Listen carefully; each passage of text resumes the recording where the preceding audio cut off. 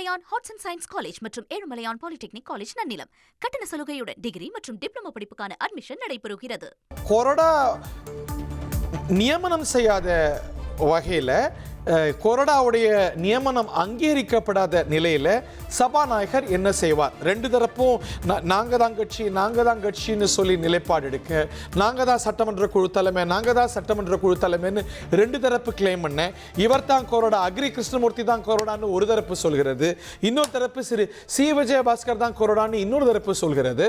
So எவர் கொறடா, எவருடைய கொறடா உத்தரவு செயல்பாட்டுக்கு வரும், எதற்கு அங்கீகாரம் அப்படிங்கிற முடிவை சபாநாயகர் எடுக்கிறதுக்கான வாய்ப்பு இருக்கிறது, இல்ல தள்ளி போடுறதுக்கான வாய்ப்பு இருக்கிறது. அது பின்னாடி பார்த்துக்கலாம். ஏன்னா ஒரு கிளைம் இருக்கிறது, இன்னொரு பக்கம் ஒரு கவுண்டர் கிளைம் இருக்கிறது.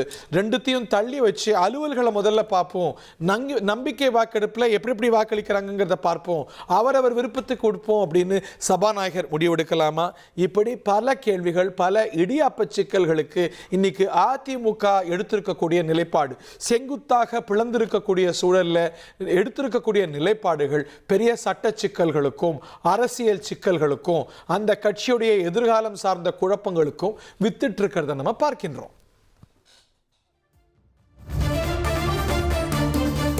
கொறடா நியமனம் அங்கீகரிக்கப்படாத நிலையில, சபாநாயகரால ராட்டிஃபை செய்யப்படாத நிலையில, இவர் தான் கொறடான்னு சபாநாயகர் உறுதிப்படுத்தாத நிலையில கொறடா உத்தரவே பொருந்துமா?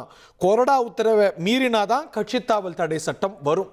கொறடாவே அங்கீகரிக்கப்படாத நிலையில கட்சித்தாவல் தடை சட்டம் ஒரு தரப்பு மாற்றி ஓட்டு போடும்போது பொருந்துமா அப்படிங்கிற கேள்வி எழுந்திருக்கிறது.